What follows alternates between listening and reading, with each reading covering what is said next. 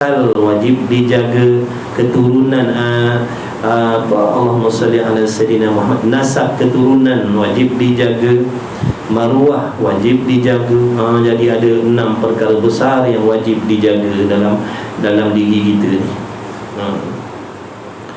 Jadi di dalam mencari rezeki ada adabnya, ada akhlaknya, supaya hamba yang memeluk agama Islam tadi senantiasa di dalam adab dan akhlak dengan Allah. Kita ni disuruh beradab sesama manusia dan disuruh beradab dengan Allah. Kena jaga adab. Adab dengan Allah, adab dengan makhluk.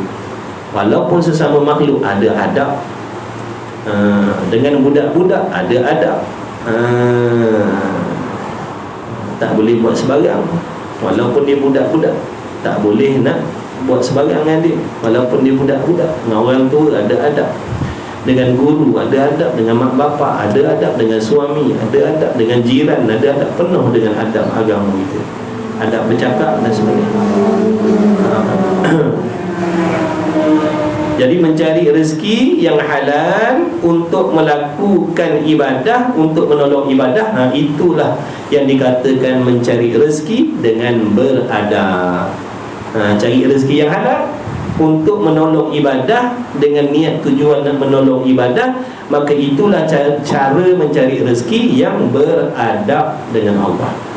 Adapun mencari rezeki mengikut keinginan hawa nafsu, itu cara mencari rezeki yang tidak beradab, tidak beradab, tidak berakhlak.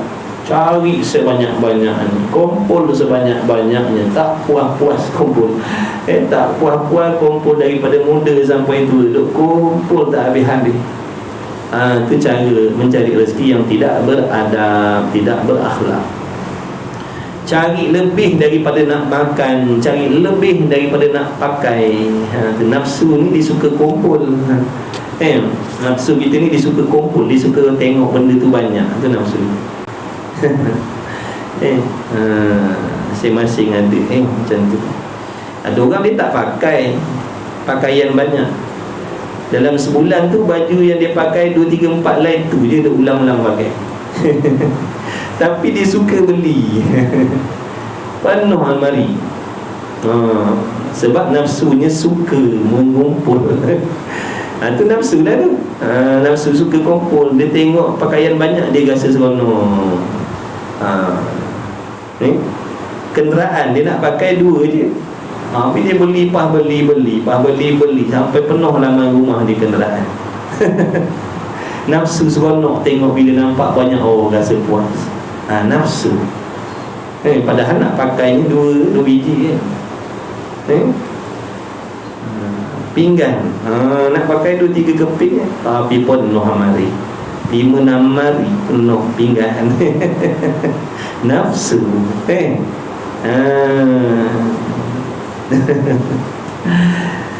Allah, macam-macam. Itu nafsu lah. Maknanya takut kita masuk dalam golongan tadi tu, tidak beradab dalam mencari rezeki. Nak makannya 10 suap je, tapi ambil sampai sedulang untuk kita seorang. Tu kan kata jahat adab tu, kan kurang adab tu, kan tak berakhlak tu. Nak makannya 10 suap tapi ambil sedulang untuk kita, walaupun halal. Tuan rumah kata gelojoh ni. Tuan rumah kata tamaknya, dia datang seorang je tapi sepinggan sedulang dia hadap seorang. Lepas tu makan 2, 3 suap, yang lain buang. Betul tak? Sama lah. Tu contoh kita mudah nak faham. Walaupun makanan tu halal, tapi bila kita ambil lebih daripada kadar kita nak makan, orang panggil tak elok orang ni. Tuan rumah pun pandang kita, pandangan orang tuan rumah tadi, tuan majlis tadi, dia pandang kita pun pandangan yang tak baik. Begitulah ni, tuan empunya rezeki siapa? Allah. Tuan empunya rezeki yang kita ambil, yang kita cari itu siapa? Tuan hakikatnya Allah. Jadi Allah tengok kita ni cari rezeki lebih daripada kadar kita nak pakai untuk ibadat. Maka kata Allah Ta'ala orang ni tidak beradab dalam mencari rezeki, tak cukup sikit, padahal dia nak pakai sikit.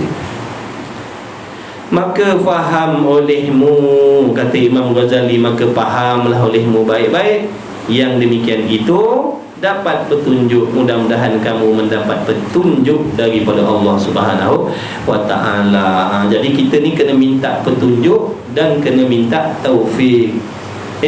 Jangan minta petunjuk aja, kena minta taufik sekali. Apa beza petunjuk dengan taufik? Petunjuk tu kita panggil hidayah. Hidayah. Contoh malam ni, daripada contoh lah sebelum ni kita tak pernah tahu.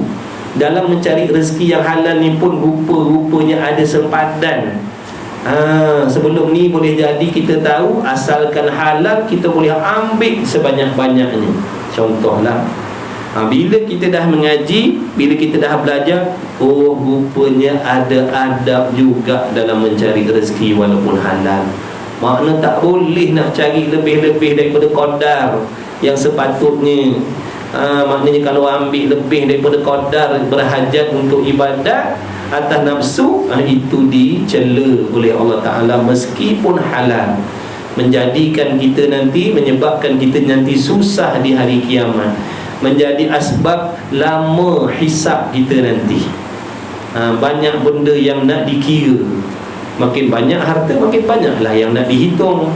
Thumma la tus'aluna yawma idzin 'anil na'im. Segala nikmat yang kita himpun banyak-banyak tu nanti akan dihitung oleh Allah, akan dikira oleh Allah.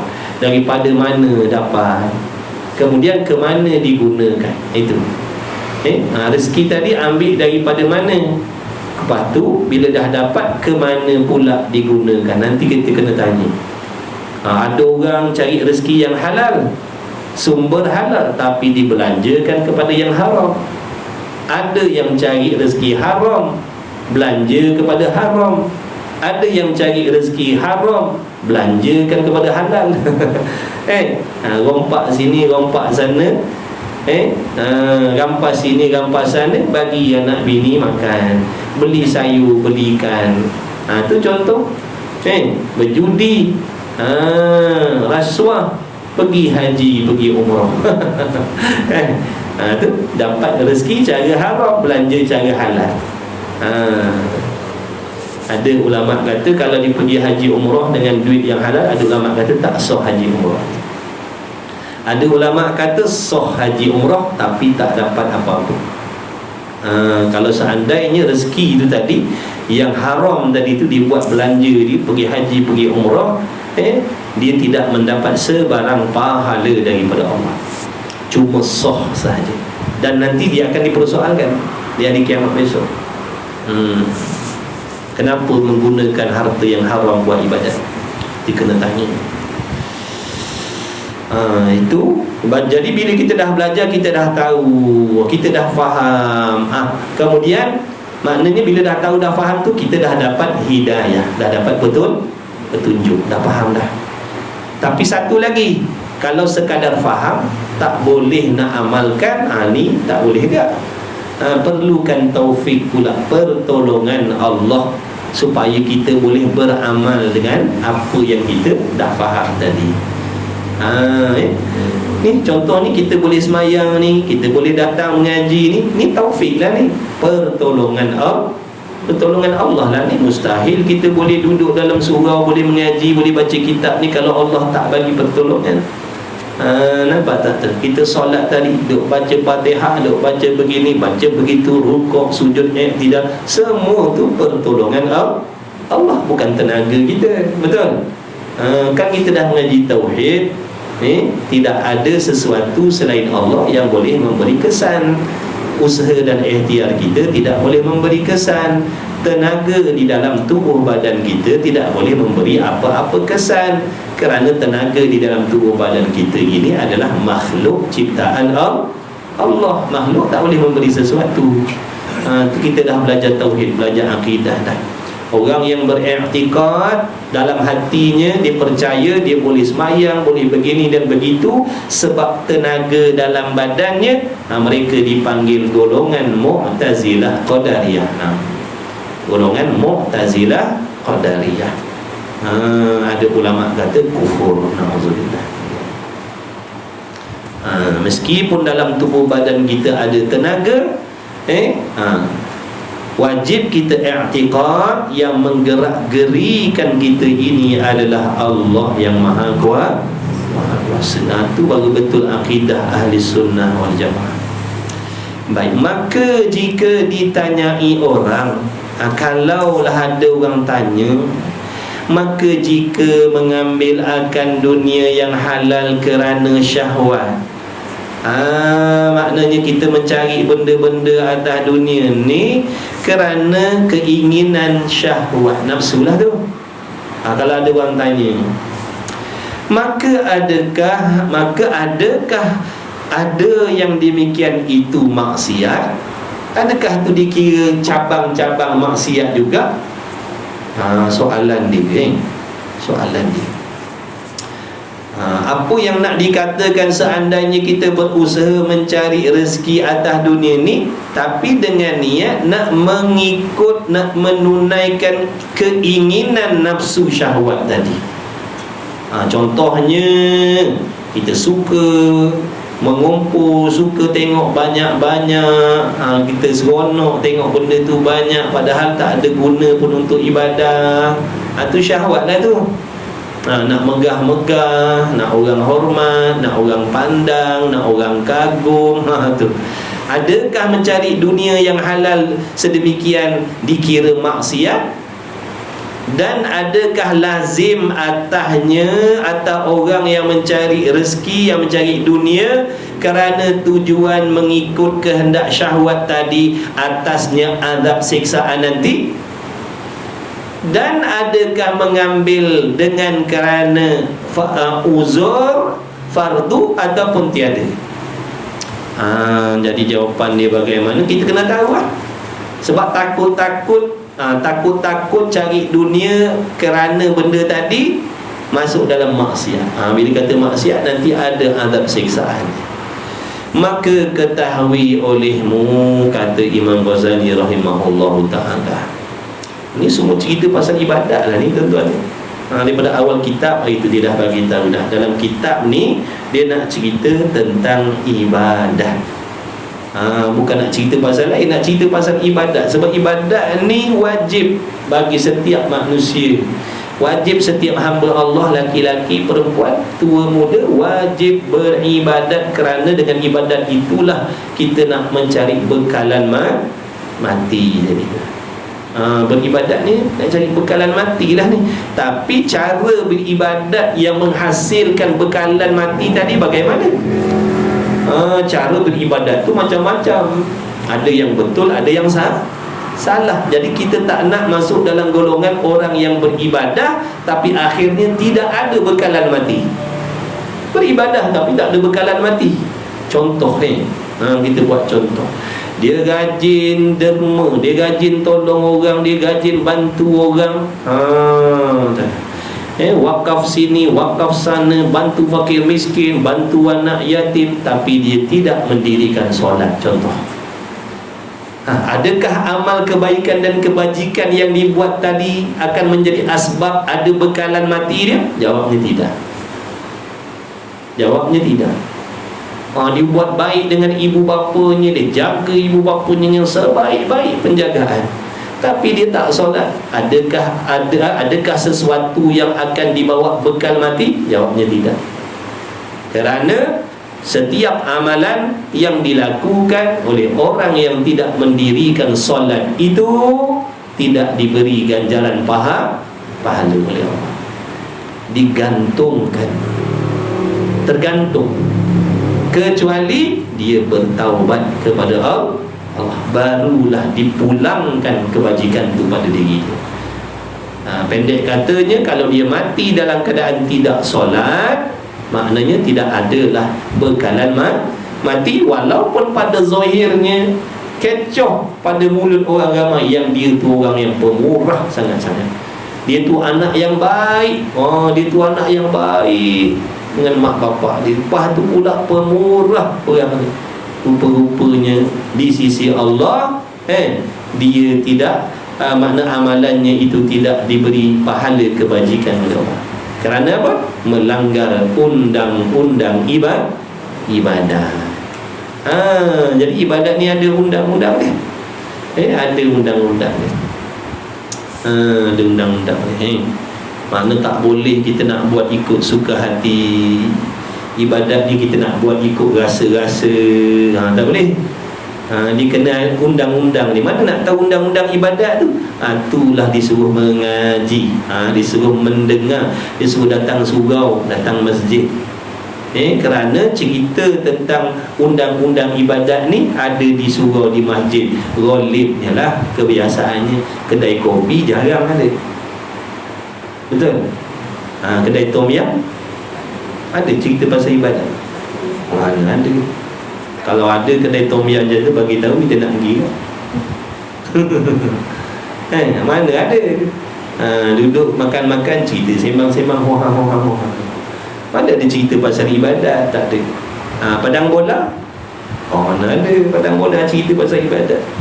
Dewan badminton? Tak ada. Mancing? Kolam mancing? Sambil kolam mancing ada cerita pasal ibadat? Mana ada ghalibnya. Kalau ada tu kira pelik lah tu. Ghalibnya nak cerita dengar pasal ibadat, undang-undang ibadat ni mana? Majlis ilmu. Sebab tu kalau waktu hidup ni kita tak nak datang majlis ilmu, kita tak akan dapat tahu tentang ibadah. Nanti akhirnya kita menyesal. Menyesal kenapa? Kerana atas dunia ni kita buat benda baik macam-macam, tapi tak ada bekal bawa balik akhirat. Menyesal lah kita. Orang lain buat bekalan, buat ibadat, banyak bawa balik untung, berlipat kali ganda untung bawa di hari kiamat besok. Kita buat juga kebajikan, tapi tak diterima oleh Allah. Salah siapa? Salah kita sendiri. Tak nak ambil tahu, tak nak ambil tahu pantang larang dalam ibadat, syarat rukun dalam ibadat. Tu tak cerita tentang akidah lagi tu. Tu tak cerita tentang akidah lagi. Betul ke tidak akidah dalam hati tu tadi, yang semayang, yang puasa, yang zakat, yang haji, yang umrah tadi tu, yang buat baik pada mak bapak, yang taat pada suami, yang mencari nafkah untuk anak bini tadi. Tu tak tanya lagi pasal akidah dalam hatinya betul ke tidak tu. Jadi banyak benda kita nak kena ambil tahu. Akidah mesti betul. Nak dapat syafaat nanti di hari kiamat, nak dapat syafaat, mesti kita ni mati dalam keadaan sah iman kita. Kalau mati dalam keadaan tak sah iman, tak dapat syafaat. Ada orang tanya, macam mana kalau seseorang itu tadi dia mati dalam keadaan dia ni memang orang tak semayang. Dia tak semayang, tapi dia ada anak-anak. Dia ada anak-anak. Lepas tu bila dia mati, anak ni atas dunia buat amal ibadat, adakah sampai pahala kepada dia? Ada kata ulama, tak sampai. Tak sampai. Sebab apa? Tuan yang mati tadi orang yang meninggalkan sembahyang. Berat tak semayang. Nabi sebut ada 15 azab yang Allah beri kepada orang tak semayang. Di antaranya yang saya ingatlah, di antaranya orang tak solat ni doanya tidak dikabul oleh Allah. Yang kedua, amalannya tidak diberi pahala oleh Allah. Yang ketiganya, matinya tidak ada jaminan mati dalam Islam. Tak ada jaminan matinya dalam iman dalam Islam. Tak ada jaminan. 50-50 itu.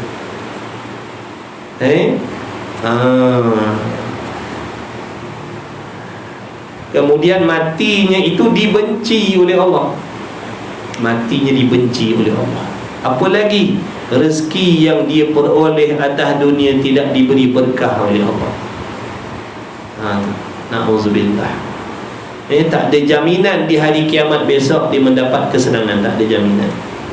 Allah, sebab itulah kita kena solat, kena didik anak-anak kita solat, kena ingatkan anak bini kita solat. supaya nanti anak-anak yang kita tinggalkan itu ataupun kita sendiri mendapat kesenangan selepas mati. Kalau tak penat kita buat macam-macam tapi tak dapat. Sebab apa? Tadi itu melanggar undang-undang ibadah. Baik, maka ketahui olehmu bahawasanya yang demikian itu fadilah. Apa maksud fadilah? Fadilah ni makna lebih. Dan kami namakan dia kebajikan. Maka ketahui olehmu bahawasanya yang demikian itu fadilah, dan kami namakan dia kebajikan dan keelokan, dan disuruh dengan dia itu pekerjaan mengajar jua, dan mengambil dengan syahwat itu kejahatan. Apa kata? Ada pun orang yang mencari rezeki kerana nak melepaskan keuzuran untuk menunaikan perkara-perkara yang fardu, maka itu kelebihan. Itu kelebihan. Dia cari rezeki, niatnya apa? Nak mudahkan diri dia beribadat, supaya dia boleh bayar hutang, supaya dia boleh memberi nafkah pada anak bini dia, supaya dia boleh pergi haji umrah, supaya dia boleh keluarkan zakat, supaya dia boleh bantu orang fakir miskin. Kalau itulah niatnya mencari dunia tadi, maka itulah fadilah, kelebihan. Itu kelebihan, bukan maksiat lah. Jadi betulkan niat kita. Betulkan niat kita cari rezeki kerana nak beribadat, nak ibadat, nak mengabdikan diri kepada Allah. Bukan nak bermegah-megah, bukan nak menunjuk-nunjuk, bukan nak dipuji-puji, bukan nak dihormati, bukan nak dipandang. Itu syahwat. Dan mengambil dengan syahwat itu makna mengambil dunia, mencari dunia tadi kerana keinginan nafsu, adalah merupakan kejahatan. Kejahatan. Dan sayyi'ah, kejahatan lah. Sayyi'ah itu pun kejahatan. Apa tak jahatnya tuan-tuan? Cuba kita bayangkan, cuba kita fikir, apa tak jahatnya? Dek kerana nak mengikutkan keinginan nafsu tadi, nak banyak, nak orang pandang, nak orang hormat, nak selesa dan sebagainya, kita terpaksa menghabiskan masa yang banyak untuk nak mencari. Terpaksa menghabiskan masa yang banyak. Tak cukup kerja 8 jam. Tak cukup. Sebab apa? Nafsu kata tadi nak lebih-lebih. Nak lebih-lebih, modalnya besar ke kecil? Besar. Modalnya besar. Dah modalnya besar ni, padan ke 2-3 jam kerja? Tak padan. Mesti kerja lebih daripada waktu yang sepatutnya. Nampak tak? Sebab jumlah duit yang kita nak tu banyak. Bila nak banyak, kena kerja lebih. Bila nak kerja lebih, pasti waktunya pun lebih. Bila waktunya dah lebih, Allah bagi 24 jam sehari. Kita dah gunakan 12 jam, 14 jam kita dah guna untuk cari duit. Berapa jam yang tinggal? Itu yang jawapan kita kata, jomlah kita pergi mengaji. Minta maaf lah, memang nak mengaji tapi tak ada masa lah. Nampak tak? Mana pergi masa tadi? Dah habis digunakan mencari rezeki untuk menunaikan keinginan hawa nafsu. Itu kejahatan. Sebab tu jadi kejahatan. Sebab dek nak menunaikan kelazatan dunia tadi, habis masa ke situ. Habis waktu solat pun dah tak ada. Waktu nak belajar ilmu-ilmu yang nak memperbetulkan ibadat pun tak ada masa dah. Nak belajar tentang mandi wajib, nak belajar tentang cuci najis, nak belajar tentang akidah, nak belajar tentang ikhlas, maksiat hati dan sebagainya. Tak ada masa nak belajar, tak ada masa. Sebab apa? Masa dah habis digunakan untuk mencari dunia yang mana tadi dengan niat dan tujuan nak menunaikan keinginan nafsu. Cuba kita fikir betul-betul apa yang ulama cakap tu, betul ke salah? Saya nak duduk dalam selesa, saya nak rumah yang hebat, kenderaan yang hebat, perabot yang hebat, saya kena kerja lebih. Saya kena kerja lebih daripada masa. Kan ada yang lebih lagi, saya sanggup berhutang sini, berhutang sana, betul tak? Jadi saya dah dikongkong dengan hutang, nak bayar terpaksa kena bayar. Kalau tak bayar nanti kan mudarat pula lagi atas diri saya. Maka habis masa saya tadi, saya dah ditambat dengan dunia tadi. Habis masa saya gunakan untuk nak membayar hutang dan sebagainya. Saya tak boleh nak kerja dengan sedikit. Saya tak mampu, makna tak boleh nak bekerja dengan masa yang sedikit. Tak boleh. Sebab banyak tanggungjawab yang saya nak kena lunaskan, hutang-hutang yang saya nak kena lunaskan tadi. Kenapa saya sanggup berhutang banyak-banyak tadi? Keinginan nafsu. Habis masa kita. Nampak tak kita dijerat dah, dah terjerat dah terjerat dah. Sebab tu dalam Islam ni dia menganjurkan sifat apa? Qanaah, memadalah. Bukan tak boleh senang. Sedang-sedang sudahlah. Jangan jangan melampau-lampau. Sebab kalau melampau tadi takut langgar batas tadi tu. Takut langgar batas. Bila melampau sampai langgar batasan, situ yang hukumnya haram tadi tu. Nanti kita akan diazab oleh Allah. Tak dapat nak semayang, ataupun semayang tapi semayangnya tak sah. Sebab apa semayangnya tak sah? Semayang dalam keadaan tak ada ilmu. Sebab apa tak ada ilmu? Tak belajar.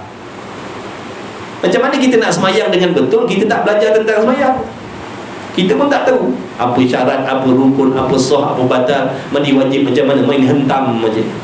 Tak ada masa nak belajar. Jadi hati-hatilah. Yang dah terlajar, tak terlambat lagi. Belum terlambat lagi. Sebab kita belum mati lagi. Adjust balik cepat-cepat. Terpaksa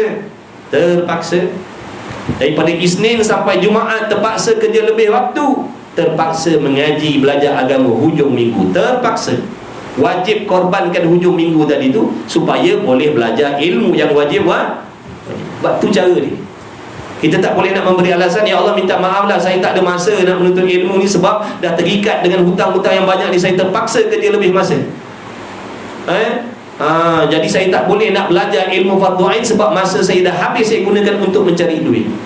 Tak boleh. Kita terpaksa, kita kena bertanggungjawab atas kesalahan kita. Maknanya andai kata waktu siang dia dah tak ada masa nak belajar, wajib dia belajar waktu wajib, terpaksa. Dia tak boleh nak belajar daripada Isnin sampai Jumaat, dia terpaksa korbankan hujung minggu dia. Mesti. Itu kesalahan kita. Kenapa tentang benda-benda dunia yang tak wajib tadi kita boleh mengorbankan berpuluh-puluh jam, beratus-ratus jam? Kenapa tentang benda yang wajib ni kita tak boleh nak korbankan masa kita? Nanti Allah tanya.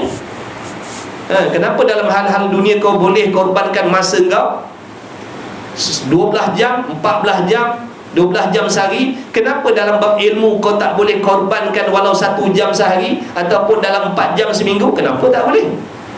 Macam mana kita nak jawab besok? Kita ni mati, bukan tak mati. Lagi pula kita ni beriman. Apa maksudnya? Kita yakin dengan adanya hari kiamat. Di antara perkara yang berlaku di hari kiamat tu apa? Soal muka nakir nanti. Kita akan disoal siasat nanti. Di atas setiap perkara yang kita buat atas dunia, Allah akan tanya, mana kita gunakan waktu muda kita dulu? Mana kita gunakan waktu muda kita dulu? Allah bagi kita muda, mana gunakan waktu muda dulu? Itu di antara soalan yang akan ditanya nanti di padang mahsyar. Selain daripada itu, tadi rezeki tadi, mana dapat rezeki dan ke mana dibelanjakan? Hati-hati, waspada, ingat-ingat. Kullu nafsin dha'iqatul maut. Kita ni akan mati dan Allah akan tanya. Jadi untuk kita yang masih hidup ni belum terlambat lagi. Adjust balik cepat-cepat.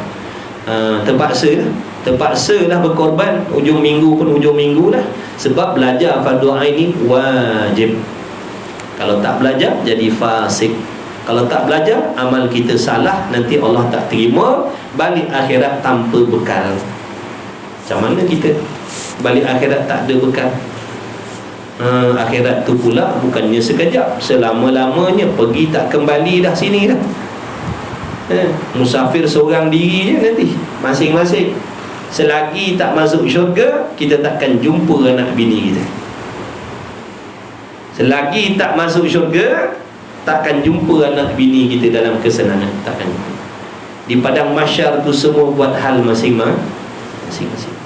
Semua mikir tentang dosa masing-masing. Tak terfikir anak, tak terfikir bini, tak terfikir siapa. Kita tengok peperangan di Palestin itu dahsyat, tapi mereka, maksudnya sedahsyat itu pun masih lagi teringat dan terfikir tentang anak bini. Mana bini, mana anak. Tapi di hari kiamat ni tak terfikir langsung betul. Di padang mahsyar besok, bangkit daripada kubur besok, tak terfikir anak, tak terfikir bini. Punya dahsyatnya hari kiamat. Punya dahsyatnya hari kiamat tu, tak terfikir mana anak, mana bini. Tak. Bahkan masing-masing risau dan takut kepada Allah. Aku ni selamat ke tidak, neraka ke syurga ke, Allah terima ke tidak amalan. Waktu je yang dipikirkan. Dia tak terfikir mana bini, mana anak, mana tak ada. Jadi perjalanan, maknanya keadaan di padang mahsyar tu bukan suatu tempat yang menyenangkan, bukan macam perhimpunan atas dunia ni. Sangat-sangat menakutkan, sangat dahsyat, sangat menggerunkan. Macam mana kita nak lalui tu? Macam mana kita nak lalui tu? Yang pertama-tama sekali, nak jumpa dengan makhluk yang tak pernah kita jumpa. Siapa dia? Malaikat maut. Itu pertama sekali kita nak jumpa. Apa persiapan kita nak bertemu dengan malaikat maut tadi? Apa persiapan kita?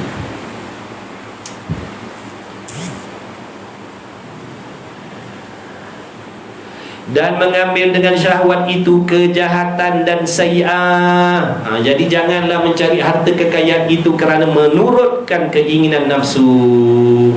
Kerana itu merupakan kejahatan. Dan tegahkan daripadanya tegah menakut. Maksudnya sebelum ni kita diingatkan jangan berlebih-lebih dalam mencari yang halal. Itu jangan tu namanya tegahan, larangan. Adakah bermaksud larangan di situ haram? Bukan. Itu larangan menakutkan. Faham tak tu? Bukan maksudnya orang yang cari harta kekayaan berlebih-lebih hukumnya dosa. Tak. Bukan maksud begitu. Lama kan kita kata orang yang kerja pagi petang siang malam cari duit pagi petang siang malam kumpul harta banyak-banyak tu hukumnya haram, berdosa. Bukan. Larangan di situ larangan berbentuk amaran, peringatan. Kenapa tu? Di situ ada bahaya maksudnya. Tengoklah tadi, kalau contohnya dia mencari harta kekayaan dunia untuk menunaikan keinginan hawa nafsunya, nak sedap makan, nak sedap pakai, nak rumah mewah, nak kenderaan hebat dan sebagainya, tapi dia tidak melupakan kewajipan yang Allah pikulkan ke atas diri. Dia tetap boleh semayang, dia tetap boleh puasa, dia tetap boleh menuntut ilmu yang diwajibkan oleh Allah, dia terselamat daripada terjebak dengan benda haram syubhat, maka tidaklah dicela, tidaklah haram walaupun harta kekayaannya banyak. Tapi seandainya kalau dia berusaha mencari rezeki yang halal, yang melampau-lampau, yang membanyak-banyak tadi itu, jadi sebab tidak ada masa nak menunaikan kewajipan, maka di situ baru hukumnya haram. Faham maknanya tegahan di situ tadi nak menakutkan saja. Bagi warning, hati-hati maksudnya. Jangan bawa laju-laju. Maksudnya kenapa tu? Ada bahaya. Silap gaya nanti garang kemalangan. Jadi larangan di situ tadi jangan berlebih-lebih dalam mencari yang halal tadi, bukan maksud semata-mata tegahan haram dah, peringatan sahaja. Maka pandai-pandai pandai-pandai lah. Kita kata aku tak peduli aku nak cari juga lebih-lebih, tak apa, asalkan solat kau betul, ilmu kau betul, akidah kau betul, hati kau bersih dan sebagainya. Kau tahu halal haram, kau tahu apa yang wajib dibuat, apa yang mesti ditinggalkan, tak apalah, carilah harta benda sampai banyak mana pun boleh. Tapi golibnya tuan-tuan, Ghalib ialah yang kita tengok macam mana. Kita fikirlah sendiri. Ghalibnya, kebiasaannya kalau dah berlebih-lebih mencari harta kekayaan tadi, ghalibnya tak adalah masa nak menunaikan kewajib. Itu jarang-jaranglah tengok orang tu bertungkul lumus cari dunia pagi petang siang malam. Dia boleh istiqamah belajar agama, dia boleh solat dengan betul, akidahnya betul, hatinya bersih. Dia tahu masalah hati, apa yang wajib ada dalam hati dia tahu, apa yang haram ada dalam hati pun dia pandai. Macam mana nak menghasilkan ikhlas, macam mana nak mengubatkan hati yang penuh penyakit tadi, dia pandai. Tapi dalam satu masa dia bersibuk dengan dunia pagi petang siang malam. Payah nak cari macam tu, payah nak mencari macam tu. Ghalibnya semua hanyut. Ghalibnya hanyutlah. Hanyut. Tak ada masalah. Kan ujung minggu dah keluar dengan keluarga pula. Pergi jalan sini, pergi jalan sana pula. Dah. Jadi betul lah ulama kata tu. Betul lah ulama tu kata. Sebab tu disuruh qanaah, memadalah, padan-padanlah. Hebat-hebat banyak-banyak pun tinggal juga. Janganlah dengan sebab kita memiliki kesenangan, kebahagiaan atas dunia, nanti kita terlepas kesenangan yang hakiki di hari kiamat. Jangan dengan sebab mengejar kesenangan yang sementara, kita terlepas kesenangan yang kekal selama-lamanya. Jangan. Jadi hati-hatilah, waspadalah. Ejas waktu kita tu. Perlu ke saya nak kena belajar fardu ain? Jawabnya wajib, bukan perlu, wajib. Apa maksud wajib? Tak dapat tidak, mesti. Kenapa pula mesti? Kerana dengan belajar fardu ain itu baru amalan kita betul dan diterima oleh Allah. Sebab tu fardu ain itu hukumnya wajib. Kalau ilmu tu tak penting dalam ibadat, dia jadi sunat je belajar. Tak belajar pun tak ada masalah. Tu fardu kifayah tu, tak belajar pun tak apa. Ilmu-ilmu yang sunat-sunat tak belajar tak apa, sebab dia tak ada hubung kait dalam nak mengesahkan amal. Tapi bila sebut fardu ain, dia ilmu yang nak menceritakan tentang sah ataupun batalnya ibadat kita. Jadi kalau kita tak belajar, habislah. Boleh jadi kita akan buat ibadat tanpa cukup syarat rukunnya, ataupun kita buat ibadat dalam keadaan melanggar pantang larangnya. Sebab tu ulama kata, barang siapa beribadat tanpa ilmu, ibadatnya tidak diterima oleh Allah. Allah tak terima ibadatnya. Sembahyang, puasa, zakat, haji, umrah, akidah sesat. Habis. Sembahyang, puasa, zakat, haji, umrah dan sebagainya, mengumpat tak tinggal. Habis juga. Tak tahu pantang larang. Rupanya tak boleh mengumpat. Sebab dengan mengumpat tu menghapuskan pahala amal kita. Apa yang kita nak buat balik? Kita buat ibadat penat-penat, susun buat bangunan tinggi-tinggi, penat-penat, habis waktu, habis masa, habis tenaga, buat bangunan tinggi-tinggi, lepas tu kita robohkan balik. Lepas tu besok buat balik, buat lagi tinggi-tinggi, lepas tu robohkan balik. Itulah keadaan perumpamaan kita yang suka buat ibadat ni, dan kita tidak menjaga pantang larang tadi. Itulah ibaratnya. Semayang, mengaji, mengajar, berdengki pun buat, mengumpat pun buat. Habis kita je berasa-berasa aku dah banyak amal, tahajud pun dah ada, puasa Isnin Khamis, apa lagi, macam-macam lah. Haji pun dah sudah, umrah pun dah sudah, beres. Kita kata rupa-rupanya di sisi Allah kosong dah, tak ada apa-apa. Kita takut jadi macam tu. Bila kita belajar baru kita tahu, pantang ibadat ni ini.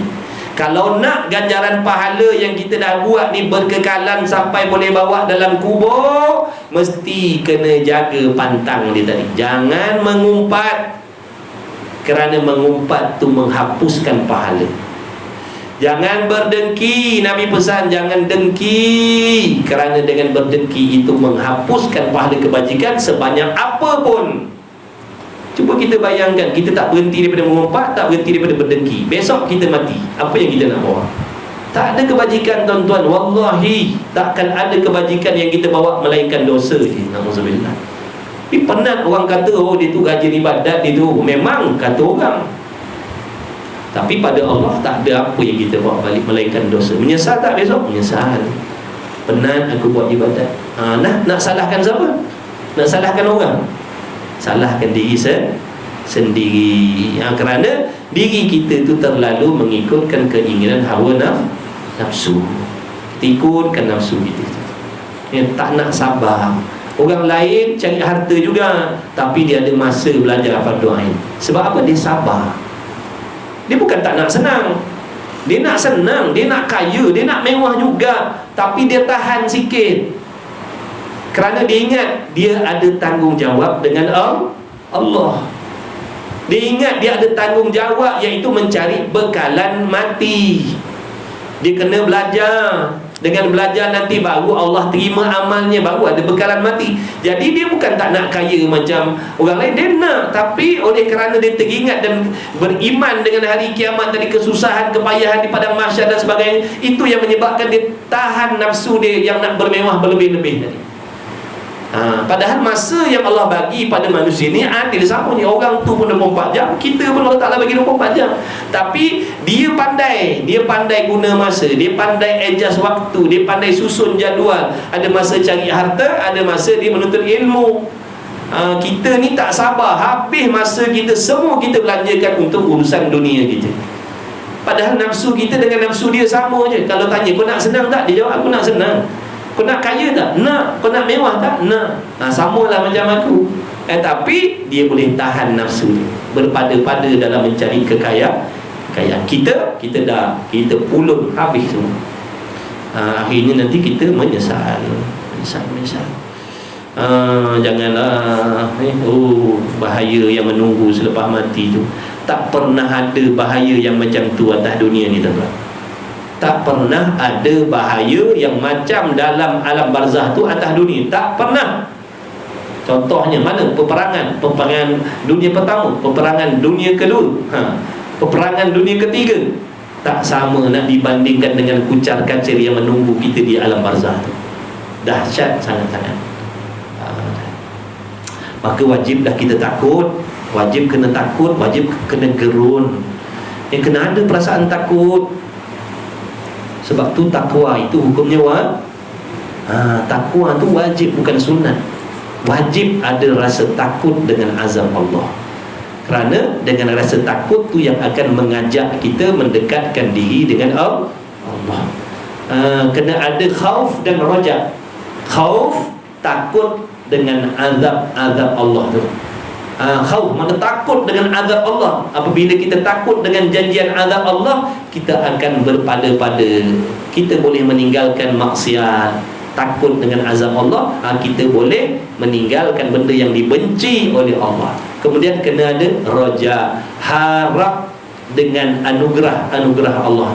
Pandang apa yang Allah nak anugerahkan kepada kita. Kalau kita beramal soleh, kalau amalan kita betul, beramal dengan ilmu, pandang apa yang Allah nak bagi.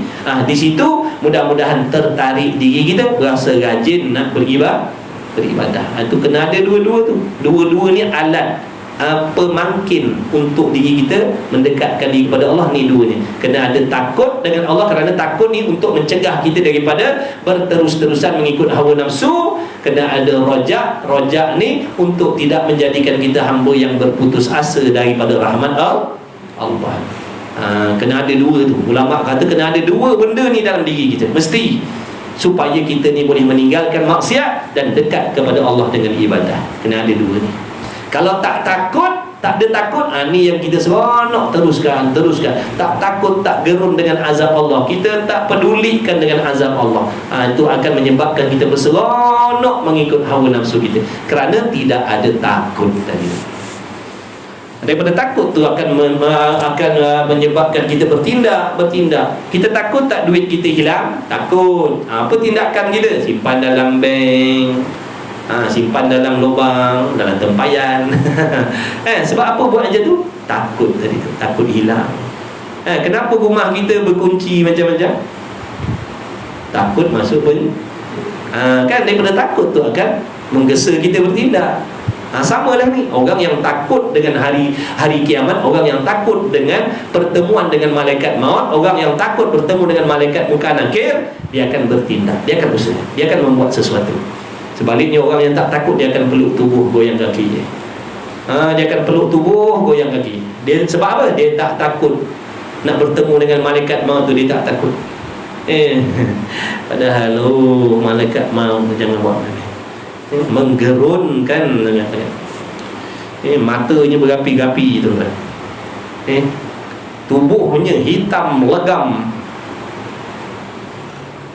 matanya, mulutnya berapi-api, yang nak jumpa kita tu, yang nak cabut nyawa kita dalam keadaan orang lain tak nampak, orang lain tak tahu. Di antara kita dengan dia masa tu, walaupun kita duduk di atas pangkuan orang waktu tu, orang kata la ilaha illallah. Orang tak nampak, kita nampak dah malaikat maut tu. Matanya macam kilat, penuh dengan berapi-api, mata mulutnya keluar api tuan-tuan.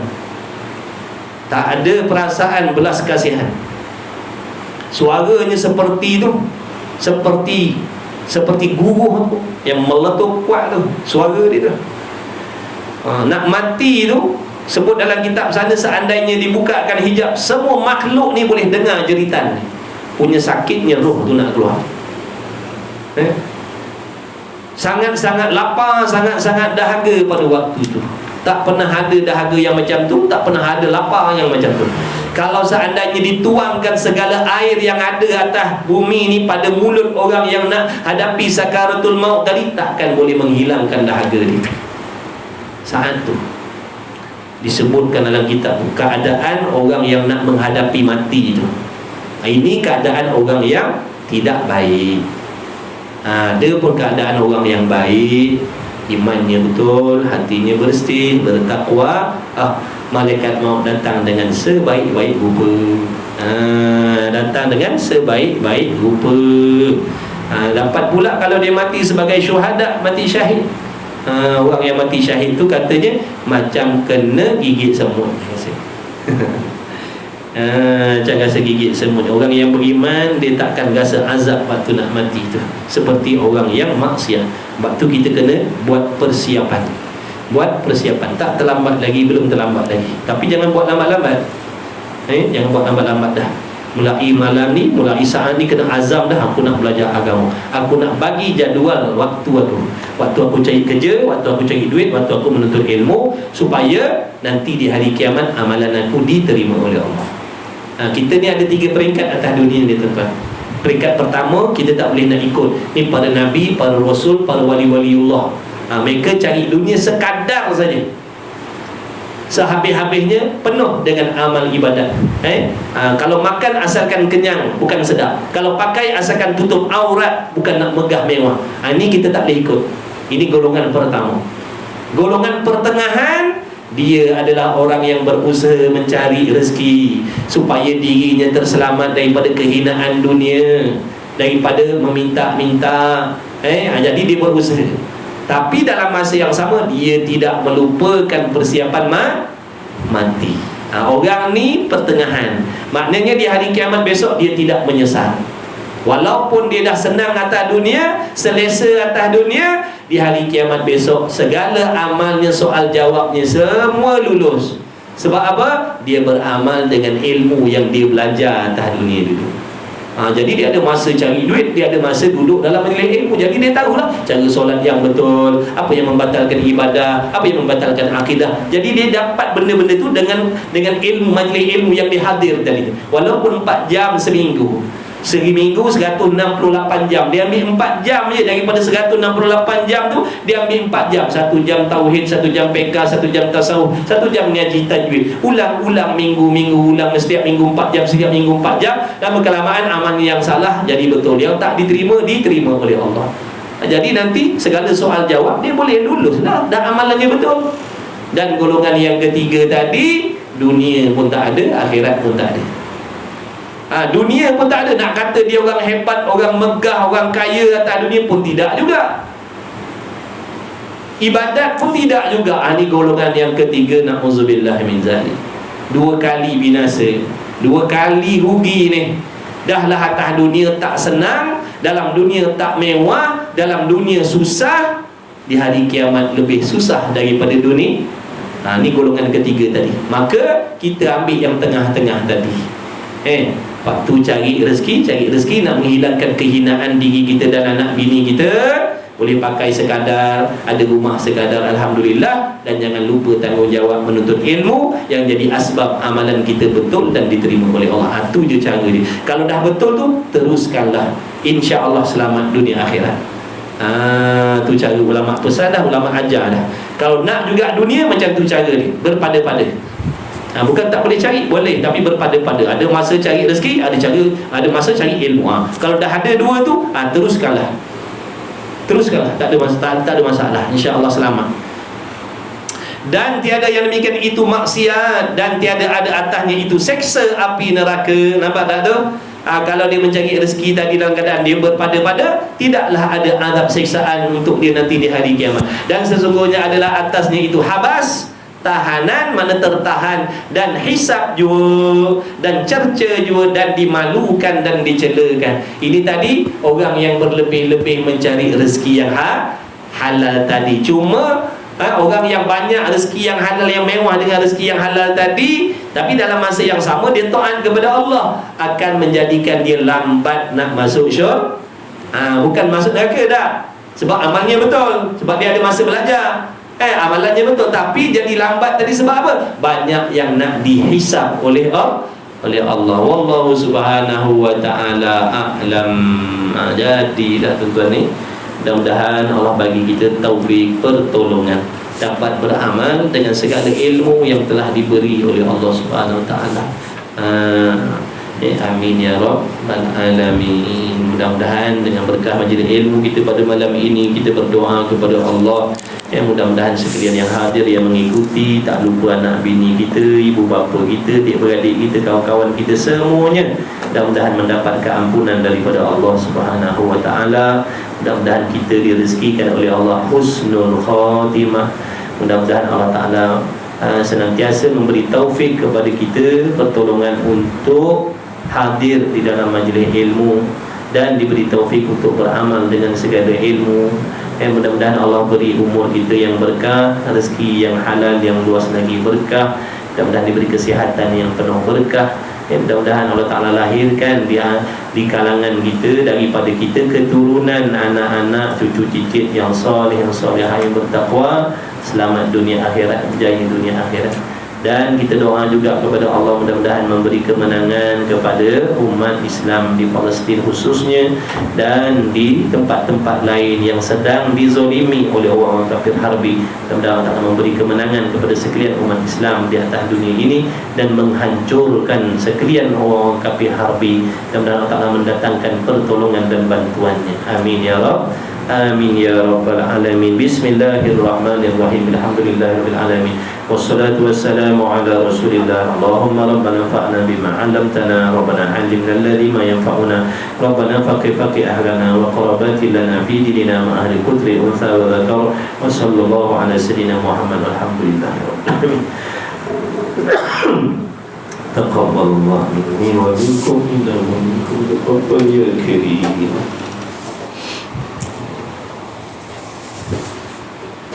Good.